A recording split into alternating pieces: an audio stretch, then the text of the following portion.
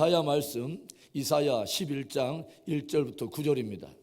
이새의 줄기에서 한 싹이 나며 그 뿌리에서 한 가지가 나서 결실할 것이요 그의 위에 여호와의 영 곧 지혜와 총명의 영이요 모략과 재능의 영이요 지식과 여호와를 경외하는 영이 강림하시리니 그가 여호와를 경외함으로 즐거움을 삼을 것이며 그의 눈에 보이는 대로 심판하지 아니하며 그의 귀에 들리는 대로 판단하지 아니하며 공의로 가난한 자들을 심판하며 정직으로 세상의 겸손한 자를 판단할 것이며 그의 입에 막대기로 세상을 치며 그의 입술의 기운으로 악인을 죽일 것이며 공의로 그의 허리띠를 삼으며 성실로 그의 몸의 띠를 삼으리라.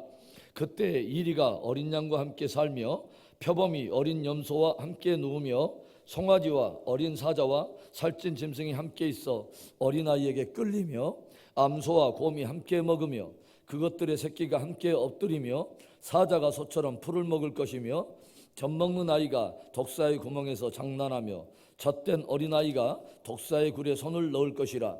내 거룩한 산 모든 곳에서 해됨도 없고 상함도 없을 것이니 이는 물이 바다를 덮은 같이 여호와를 아는 지식이 세상에 충만할 것임이니라. 오늘 이사야 11장의 애언은 남왕국 유다의 불의한 왕이었던 아하스라고 하는 사람의 통치 시절을 배경으로 하고 있습니다. 이 아하스라고 하는 인물이 대충 어떤 인물이고 하나님 앞에 어떤 인물인가를 조금 살펴보겠습니다. 역대하 28장 1절부터 4절의 말씀. 아하스가 왕위에 오를 때에 나이가 20세라 예루살렘에서 16년 동안 다스렸으나 그의 조상 다윗과 같이 아니하여 여호와 보시기에 정직하게 행하지 아니하고 이스라엘 왕들의 길로 행하여 바알들의 우상을 부어 만들고 또 흰놈의 아들 골짜기에서 분향하고 여호와께서 이스라엘 자손 앞에서 쫓아내신 이방 사람들의 가증한 일을 본받아 그의 자녀들을 불사르고 또 산당과 작은 산 위와 모든 푸른 나무 아래에서 제사를 드리며 분향하니라. 아하스라고 하는 이 사람은 하나님 보시기에 정직하지 않게 행하였으며 바알을 섬기고 또 흰놈 골짜기에서 분향할 뿐만 아니라 이방인들의 가증한 일을 본받아서 심지어 그 자녀들까지 불사르며 과분하게 선을 넘어서 우상숭배를 하던 사람이었다고 하는 거죠. 이미 북이스라엘이 우상숭배하고 불순종하다가 멸망당하는 것을 보고서도 그 멸망의 그 길을 뒤쫓아서 우상을 숭배할 뿐만 아니라 폐역한 정치를 베풀더라고 하는 것입니다. 이로 인하여 하나님의 백성인 남유다는 영적으로 최고의 위기에 직면하게 되었고 점점 남아오는 아수르의 압박으로 인해서 그 나라의 운명이 풍전등화와 같은 그런 위기 속에 처하게 되었다고 하는 것입니다.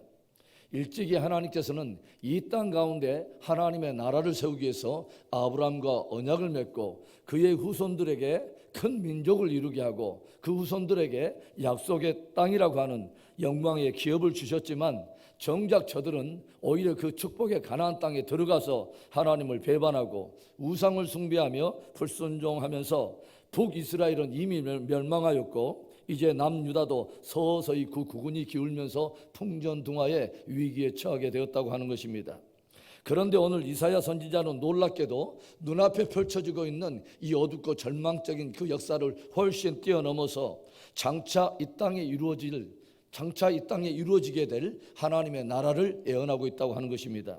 그렇다면 이사야가 예언하여 들려주고 있는 장차 임하게 될 하나님의 나라는 어떤 나라일까요? 첫째로는 유다 지파의 사자 다윗의 뿌리인 예수 그리스도의 나라입니다. 오늘 1절의 말씀 우리 한번 보겠습니다.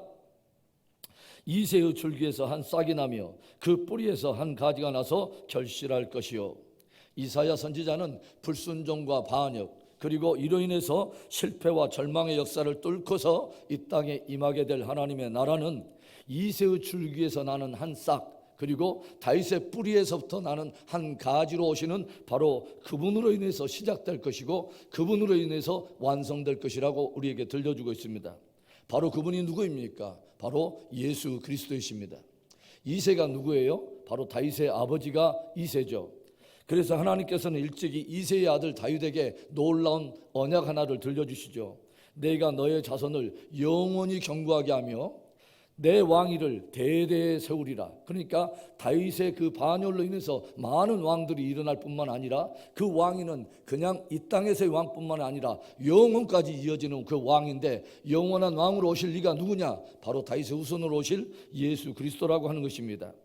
오늘 하나님의 나라를 예언하고 있는 이사야가 이 땅에 오실 그 메시아에 대해서 예언하고 있는 또 다른 구절 하나를 보겠습니다. 이사야서 9장 6절과 7절의 말씀인데요. 이는 한 아이가 우리에게 낳고 한 아들을 우리에게 주신 바 되었는데 그의 어깨에는 정사를 메었고 그의 이름은 기묘자라 모사라 전능하신 하나님이라 영존하신 아버지라 평강의 왕이라 할 것임이라. 그 정사와 평강의 다함이 무궁하며 또 다윗의 왕위와 그의 나라와 군림하여 그 나라를 굳게 세우고 지금 이후로부터 영원히 정의와 공의로 그것을 보존하실 것이라. 만군의 여호와의 열심히 이를 이루시리라. 놀랍게도 이 땅에 하나님께로부터 전권을 위임받아서 이 땅에 정사를 메고 하나님의 나라를 가져오실 그 메시아는 한 아기로 오게 될 거라고 하는 것이죠. 그가 다윗의 왕자와 나라에 군림하여 그 나라를 굳게 세우고 영원토록 통치하게 될 것을 선포하고 있습니다. 여러분, 하나님의 나라는 유다 지파의 사자요 다윗의 뿌리로 오신 예수 그리스도의 나라인 것입니다. 한 나라의 가장 중요한 핵심은 누가 다스리느냐 하는 주권에 관해 달려 있어요. 그런데 하나님의 나라는 예수 그리스도가 주권을 가지고 다스리는 나라라고 하는 것입니다. 저와 여러분의 심령, 저와 여러분의 삶이 예수 그리스도가 다스리는 하나님의 나라로 굳게 세워지기를 주의 이름으로 축원합니다.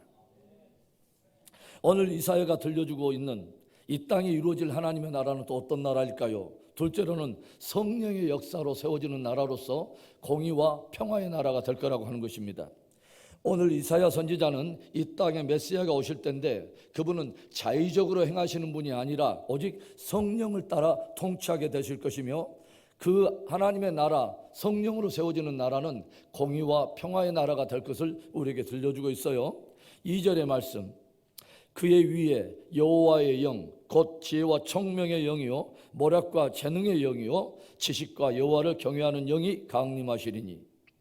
예수님께서 이 땅에서 태어나실 때 성경은 무엇을 들려주냐면 남자를 알지 못하는 처녀에게서 잉태될 것인데, 이것은 그냥 사람의 힘으로 된 것이 아니라 성령으로 말미암아 잉태될 것이라고 예언하여 들려주고 있어요. 그리고 예수님의 공생의 사역이 무엇으로부터 시작되냐면 세례 요한에게서 세례를 받을 때부터 이제 공생의 사역이 시작되는데, 이때 성경은 우리에게 놀라운 장면 하나를 연출하여 우리에게 보여주고 있습니다. 무엇입니까? 갑자기 하늘이 열리기 시작하고 하늘로부터 성령이 비둘기처럼 임하여 성령의 능력으로 이제 공생의 사역이 시작되게 된다고 하는 것을 우리에게 보여준다고 하는 것이죠. 오늘 이사야는 바로 그 성령은 여호와의 영으로서 지혜와 총명의 영이요 모략과 재능의 영이요 지식과 여호와를 경외하는 영이라고 우리에게 들려주고 있습니다. 그런데 이 성령이 임하게 될 때 나타나게 되는 두드러진 속성 하나가 있는데, 그것이 먼저는 공의와 성실이라고 하는 것이죠. 하나님의 영으로 충만하게 되면 어떤 현상이 일어나게 되는가?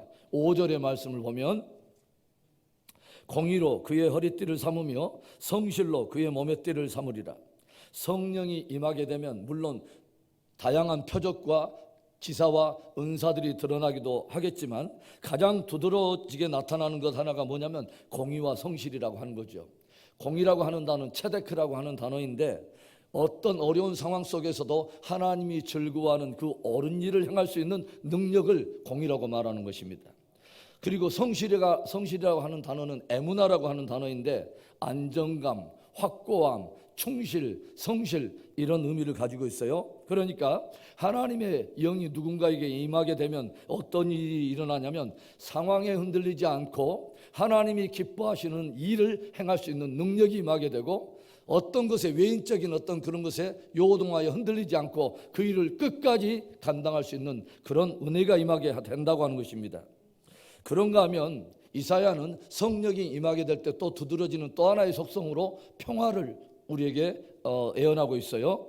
이리가 어린 양과 함께 살며 표범이 어린 염소와 함께 누우며 암소와 곰이 함께 먹으며 젖 먹는 아이가 독사 굴에 손을 넣고 장난하여도 그곳에서 해함도 없고 상함도 없는 거룩한 평화가 임하게 될 거라고 하는 것입니다. 사도 바울이 들려주는 하나님의 나라의 속성이 무엇입니까?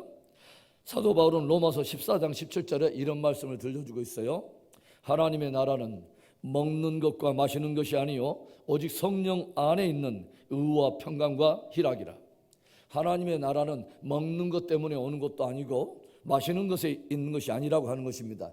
육적인 어떤 소유나 어떤 성취에서 오는 것이 아니라 오직 하나님의 나라는 성령 안에서 누리게 되는 의와 평강과 희락이 있다고 하는 것입니다. 공의와 평화로 인해서 참된 희락과 기쁨이 넘치게 된다고 하는 것이죠. 저와 여러분의 삶에 성령 안에서 누리게 되는 의와 평강과 희락이 넘치는 하나님의 나라가 임하게 되는 그 축복이 임하기를 축원합니다. 이 땅에 이루어지는 하나님의 나라, 어떤 나라입니까? 마지막 세 번째로 진실로 하나님을 경외하는 자들의 나라입니다. 여러분, 성령은 어떤 영입니까? 오늘 이사야의 그 설명에 의하면 여호와를 경외하는 영입니다. 성령이 임하면 각 사람에게 나타나는 두드러진 것이 뭐냐면 하나님을 경외하는 것입니다. 깊이 경외하게 되는 것이죠. 그래서 3절 초반에 보면 그가 여호와를 경외함으로 즐거움을 삼을 것이라. 성령이 임하게 되면 하나님을 즐거워하게 돼요. 하나님을 깊이 경외하며 그분을 즐거움으로 섬기게 된다고 하는 거죠. 한 나라를 이루는 가장 중요한 요소가 누가 통치하는가 하는 주권에 대한 영역인데, 더불어 또 하나의 중요한 요소는 무엇이냐면 그 주권자를 따르는 국민, 곧 백성인 것이죠. 하나님의 나라, 그리스도의 나라는 말 그대로 하나님과 그리스도가 다스리는 나라이면서 하나님과 그리스도를 따르는 백성들의 나라라고 하는 것입니다. 여러분, 최근 우리가 수요 예배 때마다 요한계시록의 말씀을 우리가 배우고 있는데, 계시록 14장에 14만 4천의 승리 성도들이 시온산에 서 있는 장면이 기록되어 있습니다. 그런데 조용히 여러분 살펴보세요. 그 승리한 성도들, 즉 새 예루살렘, 영원한 하나님의 나라의 백성들인 그들의 특징이 무엇으로 드러납니까? 계시록 14장 1절에 이런 말씀이 기록되어 있어요. 또 내가 보니 보라, 어린 양이 시온산에 섰고 그와 함께 14만 4천이 서 있는데 그들의 이마에는 어린 양의 이름과 그 아버지의 이름을 쓴 것이 있더라. 모든 역사의 어둠을 뚫고 끝까지 신앙 승리한 성도들, 승리 성도들, 그래서 마침내 진짜 실제적으로 완성될 하나님의 나라를 성취할 바로 승리 성도들의 특징이 뭐냐? 저들의 이마에 한결같이 어린 양이신 예수 그리스도의 이름과 하나님의 아버지의 이름이 새겨져 있더라고 하는 것입니다. 그 말은 저들은 전심으로 하나님과 어린 양을 따르는 자들이었고 하나님과 어린 양을 경외함으로 즐거움으로 저들을 섬기는 백성들이었다고 하는 것입니다. 그래서 오늘 이사야 선지자는 마침내 하나님의 나라가 완성될 때의 그 모습을 이렇게 그리면서 이 말씀을 마무리하고 있어요. 9절의 후반절의 말씀입니다. 이는 물이 바다를 덮음과 같이 여호와를 아는 지식이 세상에 충만할 것임이라. 그 나라가 임하게 되면 그 나라 백성들 안에는 무엇이 임하게 되냐면 여호와를 아는 지식이 충만하게 된다고 하는 것이죠. 여러분, 우리는요 하나님을 아는 만큼 하나님을 예배할 수 있습니다. 하나님을 아는 만큼 그분을 섬길 수 있고 우리가 그리스도를 아는 만큼 그분을 따를 수 있는 것입니다.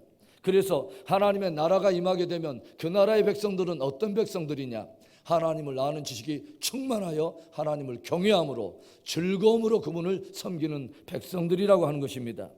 그 거룩한 은혜가 저와 여러분 안에 있기를 주의 이름으로 축원합니다. 여러분, 하나님의 나라는 그리스도의 나라입니다. 예수 그리스도의 나라, 그리고 성령께서 이루시는 공의와 평화의 나라, 그리고 하나님을 경외하는 백성들의 나라인 것이죠. 귀한 성탄절 절기에 이 하나님의 나라를 맛보게 되는 축복된 저와 여러분이 되기를 주의 이름으로 축원합니다.